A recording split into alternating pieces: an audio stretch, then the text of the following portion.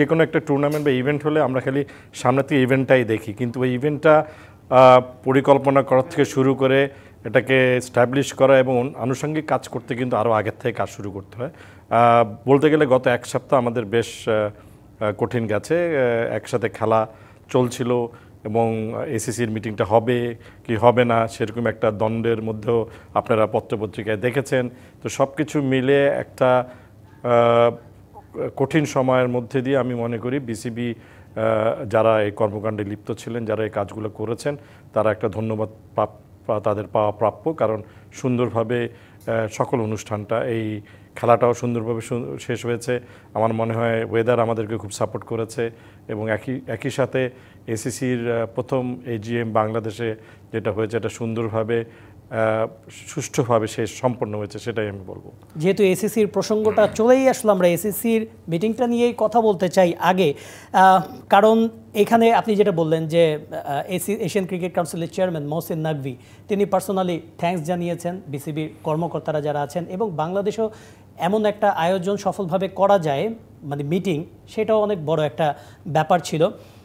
আপনি ভারতের যোগ দেওয়ার ব্যাপারে বললেন, এইগুলো নিয়ে আসলে বাংলাদেশ তো শুধুমাত্র লজিস্টিক সাপোর্ট দিয়েছে, আয়োজন করেছে, শুধুই কি তাই, নাকি এইখানে এই দেশগুলো জয়েন করার পেছনে বাংলাদেশের একটা ভূমিকা ছিল? দেখেন, অফকোর্স বাংলাদেশ এসিসির একটা অন্যতম সদস্য এবং আমরা চাই যে একটা স্ট্রং এশিয়ান ক্রিকেট কাউন্সিল থাকুক।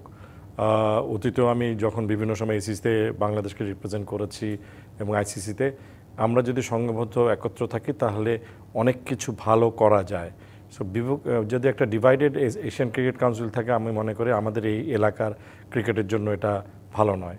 তো এখানে যেটা হয়েছে, আমরা যেহেতু গেলে লজিস্টিক এবং হোস্ট হিসাবে কাজ করেছি, আমরা সকলের সাথে একদম নিউট্রালি কথা বলেছি। আমরা কোনো পক্ষ হিসাবে কারো পক্ষে বা বিপক্ষে ছিলাম না।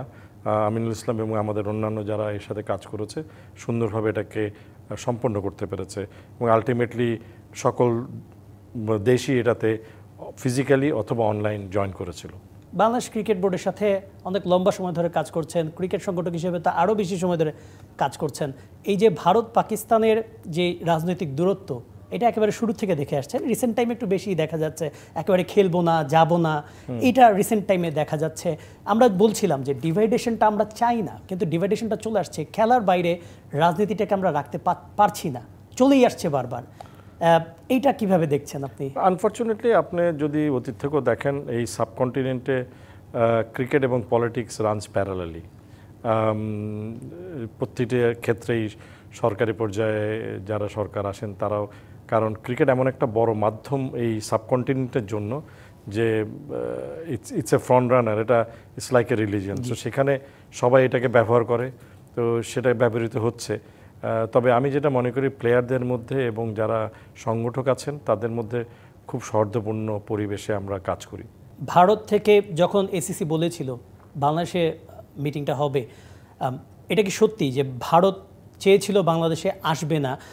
সাম্প্রতিক সময়ে বাংলাদেশের যে রাজনৈতিক পরিস্থিতি, সেটা নিয়েও ভারতের মধ্যে একটা কনসার্ন দেখা গিয়েছে। আমি ক্রিকেটের বিষয়টা বাদ রাখলাম, কিন্তু তারপরও ভারতকে এরকম কিছু বলেছিল কিনা, মানে ওই সিচুয়েশনটা আসলে বিসিবি তখন কি চিন্তা করেছিল, কি করা যায়, এবং ভারতের সাথে আরও বেশ কিছু দেশ বলল আমরাও আসবো না, তখন বিসিবি জিনিসটা কিভাবে কাজ করেছে এটা নিয়ে? আমি প্রথমে যেটা বললাম যে দেখেন, আমরা একটা নিউট্রাল অবস্থান ছিলাম, সবসময় ছিলাম, এখনও থাকবো। মানে এই পুরো প্রক্রিয়াতে আমাদের বোর্ডের সাথে ভারত বোর্ডের অন্যান্য বিষয় নিয়ে অনেক আলাপ আলোচনাও হয়েছে। এর মধ্যে আমাদের প্রেসিডেন্ট তাদের সাথে সর্বক্ষণিক যোগাযোগ রক্ষা করে গেছেন এবং আমি মনে করি বিচক্ষণতার সাথে উনি এটা সমাধান করতে পেরেছেন।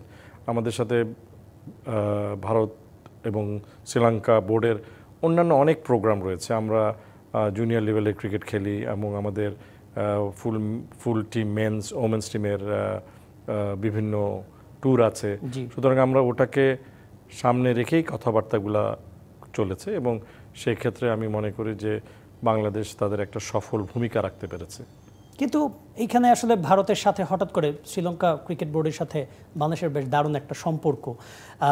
আপনিও মানে অনেকের সাথে ব্যক্তিগতভাবে আপনার সাবকন্টিনেন্টে অনেক অফিসিয়ালদের সাথে ভালো সম্পর্ক, কিন্তু হঠাৎ করে এইভাবে বেঁকে বসাটা, মানে ভারত আসবে না আমরাও আসবো না, এইরকম এটার একটা সিচুয়েশন হচ্ছে। আপনার বুঝতে হবে যে ভারত একটা শক্তিশালী ক্রিকেট নেশন এবং প্রভাব খাটানোর একটা প্রচেষ্টা থাকতেই পারে, যেটা খালি এসিসি না আইসিসিতেও আপনারা অতীতে দেখেছেন।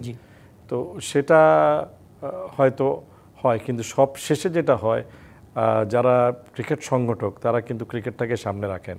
সো এই যে কথাবার্তা পত্রপত্রিকায় অনেক কিছু এসেছে, আসবে না, যাবে না, শেষ তো সব ভালো যার শেষ ভালো।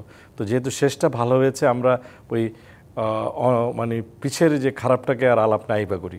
জি, বাংলাদেশে সভাটা সফলভাবে হলো প্রথমবারের মতো কোনো আন্তর্জাতিক মানে এজিএম প্রথমবারের মতো হয়েছে, কিন্তু এসিসির বোর্ড মিটিং হয়েছে, এসিসির সিইসিস মিটিং হয়েছে। কারণ যখনই কোনো বিশ্বকাপ হয় আপনার তাকে ঘিরে কিন্তু একটা মিটিং আইসিসির হয়ে থাকে, কারণ সবাই ফাইনালে অন্যান্য বোর্ডের প্রেসিডেন্টরা আসেন। তো আমরা এজিএম করিনি, কিন্তু আমরা এসিসি এবং আইসিসির অন্যান্য মানে বোর্ড লেভেল এবং সিইসি লেভেলের মিটিং এখানে হয়েছে। মানে এখন তো মনে হচ্ছে যে বাংলাদেশও এই ধরনের যে এজিএমগুলো আছে, বিইং নিউট্রাল ভেন্যু, অনেক সময় আয়োজন করতেই পারে মিটিংগুলো, নট ইভেন ম্যাচ। সংগঠক হিসেবে বাংলাদেশ সবসময় ভালো করেছে এবং সমাদৃত ছিল। এটা আপনি যদি মনে করেন প্রথম মিনি ওয়ার্ল্ড কাপের কথা মনে হয় 98-তে, যেটা পরে চ্যাম্পিয়ন্স ট্রফি হলো, সেটা প্রথম বাংলাদেশেই হয়েছে।